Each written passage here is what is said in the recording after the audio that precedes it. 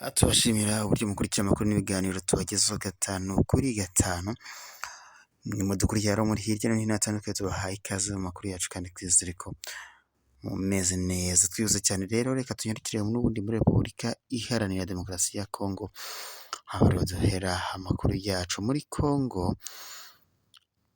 Biri kuvuga ko umusirikare wa FARDC ngo yaba yarigishwe n'abaturage nyuma yo kwica umuturage umwe ndetse agakomeretsa abandi batanu. Nk'uko amakuru dukura muri iki gihugu agenda abitangaza, biravuga ko ku itariki 21 Mata 2024 mu mujyi wa Goma, mu ntara ya Kivu y'Amajyaruguru, umusirikare mu ngabo za Repubulika Iharanira Demokarasi ya Kongo FARDC yarashe maze ahitana umusivile ndetse n'abandi bagera kuri batanu barakomereka. Nk'uko amakuru dukura muri iki gihugu agenda bitangaza, abatangabuhamya baravuga ko uyu muntu wambaye imyenda ye ya gisirikare yasaga nk'uwanyoye inzoga ubwo yarasaga abahisi hafi ya Papyrus, hafi y'umuhanda wa Cukudu mu gace ka Mikeno. Nk'uko amakuru dukura muri iki gihugu yakomeje kugenda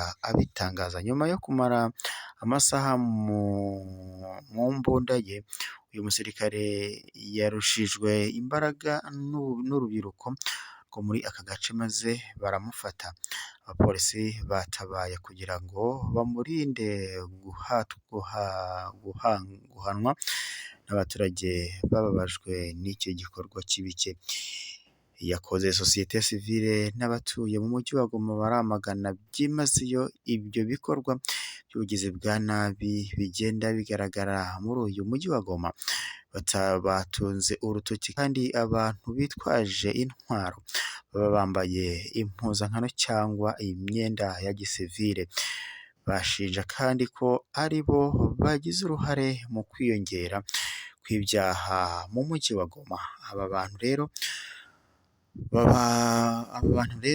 bazerera mu muhanda nta mpamvu igaragara. Amakuru dukura muri Kongo n'ubundi akomeza avuga ko aturuka muri iki gihugu nyine, akomeza avuga ko urusaku rw'amasasu rumaze kumenyerwa muri uyu mujyi wa Goma muri iyi minsi, maze bavuga ko mu mpera z'iki cyumweru gishize urusaku rukomeye rw'amasasu rwumvikanye mu gace ka Bujovu ndetse n'Amajengo, bituma abaturage bahitamo guhunga ingo zabo.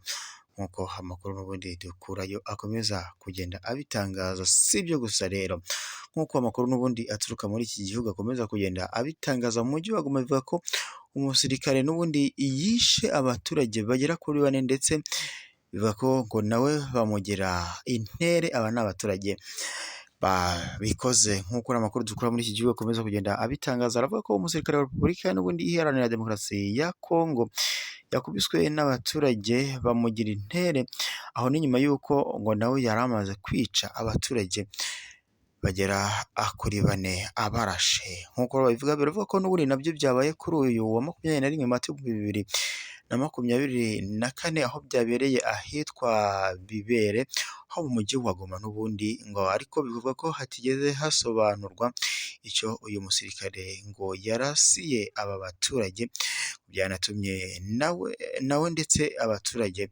cyangwa se rubanda rumwadukira ruramukubita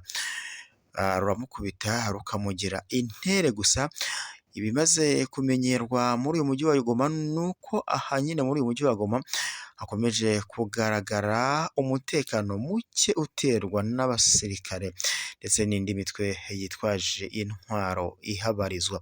Nk'uko n'ubu bikomeza kugenda bivugwa, doko nyine amashusho yashyizwe ku rubuga rwa Twitter agaragaramo umuntu uryamye hasi mu muvu w'amaraso, bigaragara ko yamaze gupfa.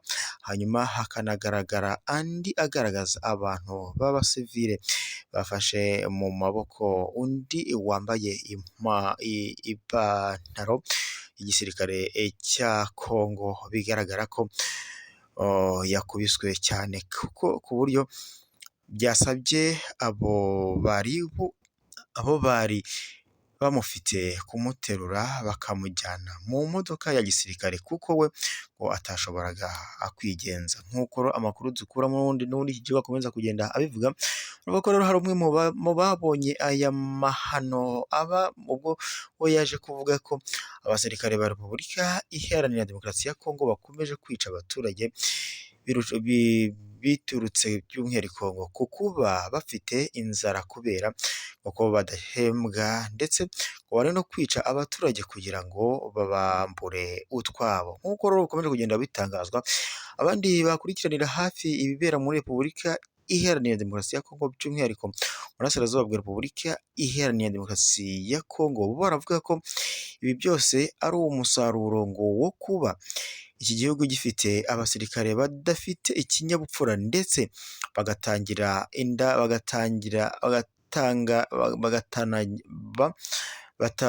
ku by'umwihariko ngo batanagira indangagaciro.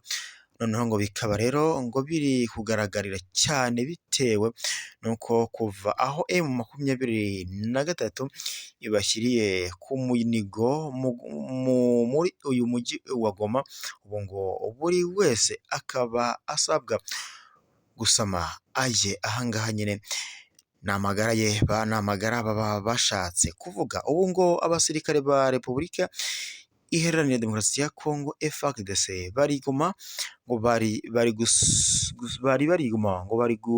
bari gusabisha ikintu cyose cyangwa bagatanga ubutumwa ubwo ari bwo bwose bakoresheje isasu kandi ngo rirashe mu cyico.